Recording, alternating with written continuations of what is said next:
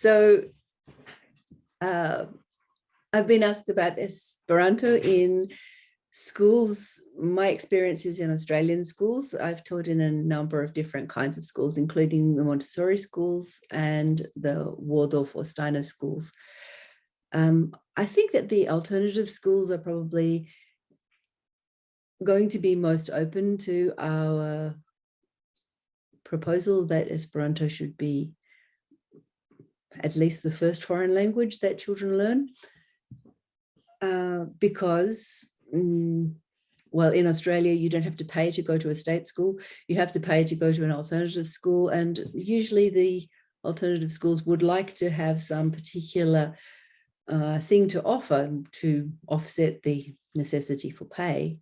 And one of the things that they could easily offer is effective language instruction. In Australia, language instruction is done very badly, as it is, I believe, in other English-speaking countries. We have a monolingual mindset generally. We can do most things with just English, and so our inclination to devote a lot of time and effort to another language, it's kind of weak, and we don't do it well. But as long as we're only dedicating just a few hundred hours to language learning, I think it would be very much better for us to devote those languages to learning a language which is designed to be easily learned and actually succeed, than to put that many hours into a natural language which was not designed and cannot be learnt in that time. So we just fail and fail and fail and fail, and then we give up. We don't try very hard. Well, that's Australians for you. So how?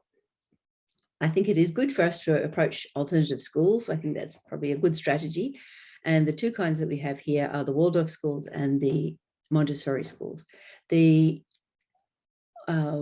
advantage of talking to the Steiner schools, the Waldorf schools first, is that they teach normally in whole class situations. So teaching tools that are designed for a teacher to lead the way and to include the children all in singing and dancing and playing games will work for them.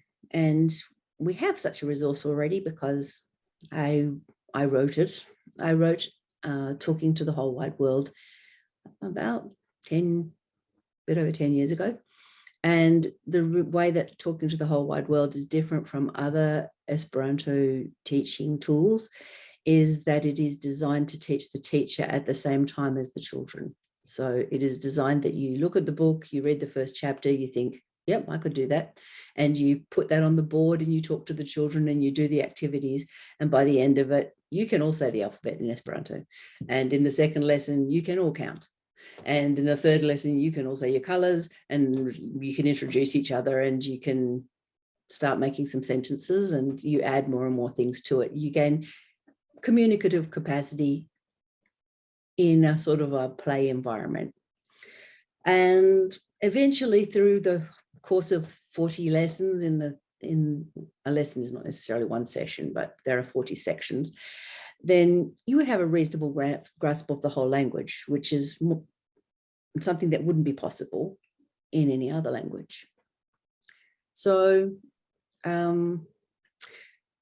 this is the tool that I made based on my experience of having been, I started learning Esperanto in 1996 and I started teaching it in school in 1997. I was not very good. I hadn't had very many lessons at all, but it didn't really matter because the whole thing, the situation where I was willing to learn something and I was expecting to succeed and that I already was visibly succeeding, it encouraged my students so much that they were happy to make mistakes with me and to participate in the process. And they were very successful and they enjoyed it. So I think that equipping other teachers to do the same thing is a good idea. Also, one thing that we do wrong in Australia is we often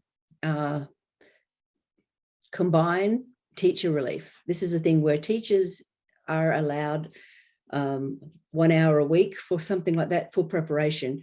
And we combine that with language learning. We actually call the language teacher in to have the class for that 1 hour a week. Well, this is ridiculous. 1 hour a week is not the way to teach children the language. Really, anyone knows that. So what we need to do is to take the language learning out of the hands of the once a week teacher and give it to the everyday teacher so that they can do 10 minutes a day and integrate it with normal life. That way works.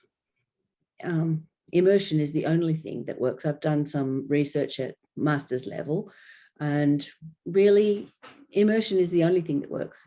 And the combination of Esperanto and immersion is something that we can do. You can't reasonably expect our Australian teachers to learn enough Chinese to give immersion experiences to the children in their class. Now, that would be ridiculous.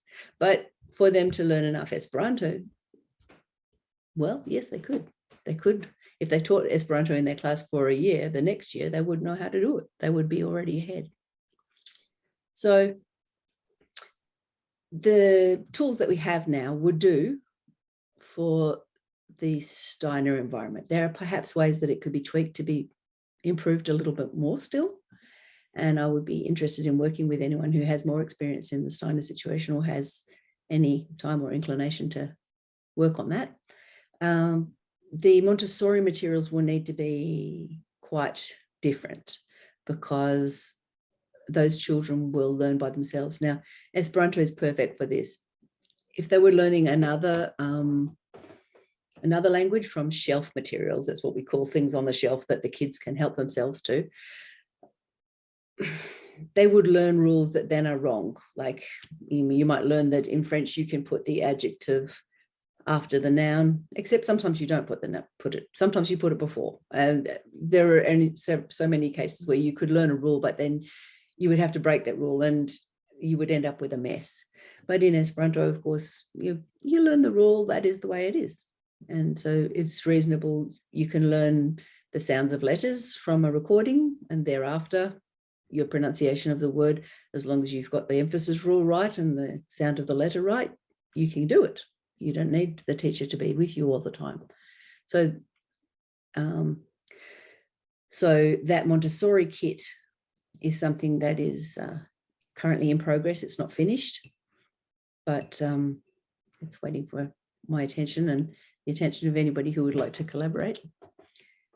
Yeah, I really think that if we could